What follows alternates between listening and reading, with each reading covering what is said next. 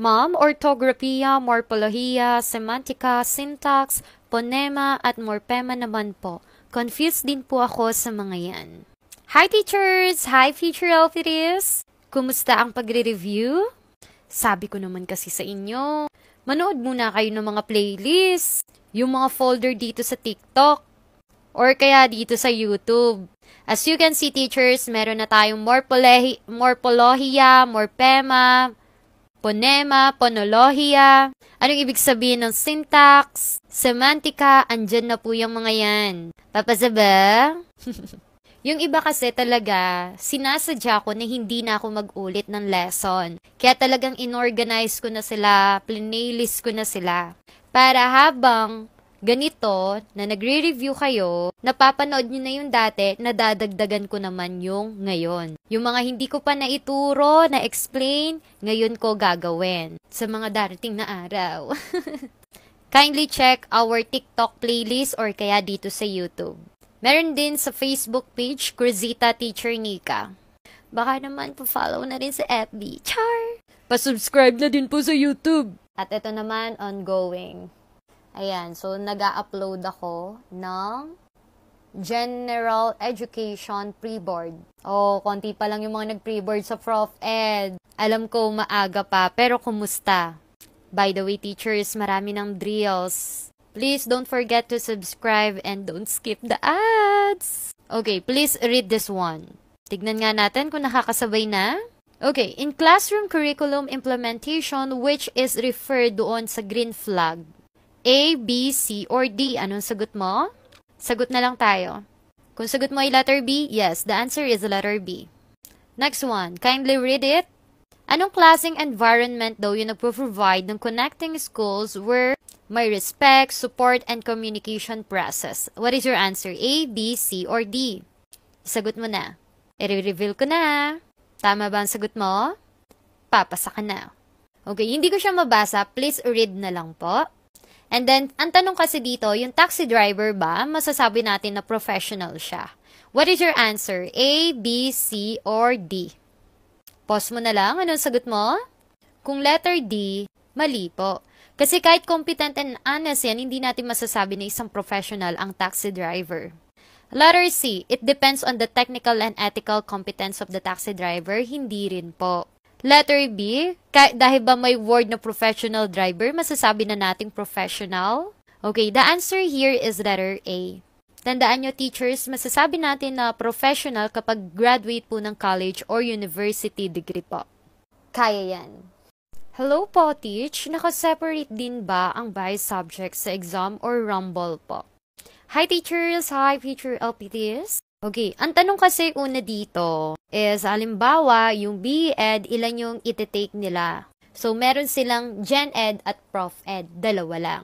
Pero pag may majorship ka, halimbawa, major in math ka, bali tatlo. Meron kang Gen Ed, Prof Ed, and Math. Halimbawa, kung English major ka naman, of course, Gen Ed, Prof Ed, tapos yung English po.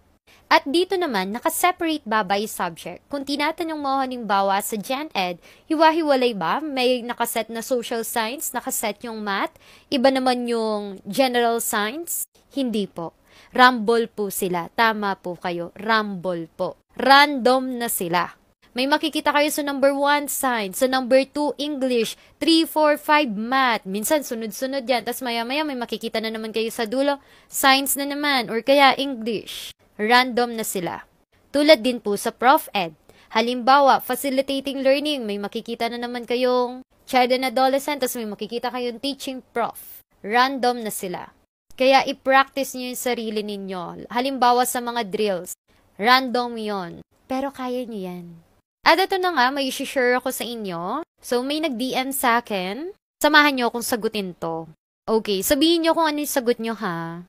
So, do all this belong to the domains of PPST, yung curriculum and planning, assessment and reporting, community linkages and professional engagement, and personal and professional growth and development?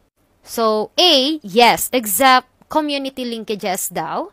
B, yes, except assessment and reporting. C, they are all domains of PPST. And letter D, No, growth and professional development do not to PPST. Teachers, ano yung sagot ninyo? Okay, before to answer that, tignan natin yung lecture about dito. So, meron na din po ako neto ha, nakalagay din po to sa Google Drive, itong mga notes ko. Tignan yung mabuti ang domain 1, 2, 3, 4, 5, 6, and 7. Meron akong acronym dyan, called CACPER. Yung CO, yung content knowledge, yung yung L, learning, environment, tapos yung D, diversity of learners. Tapos yung C naman, curriculum and planning, tapos yung A, assessment and reporting, tapos yung C naman, community linkages and professional engagement, tapos yung PER naman, yung personal growth and professional development. Para mas madaling matandaan. Kung mapapansin nyo, teachers, nasa PPST lahat sila, tama ba? That's why my answer here is letter C. Ano yung sagot po ninyo?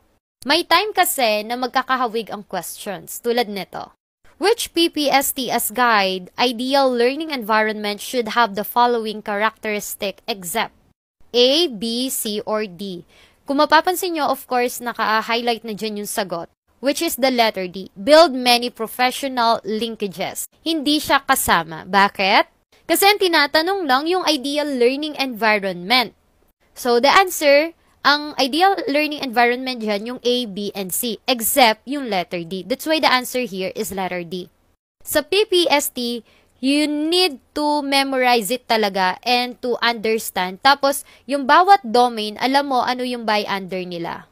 Intindihin nyo lang. Huwag nyo hahayaan na uunahan kayo ng kaba, ng stress, or ng hindi nyo kaya, kasi kaya nyo yan. Try it at umpisahan nyo ng pag-aralan. Then, tapos na. At yun lamang po. Thank you po.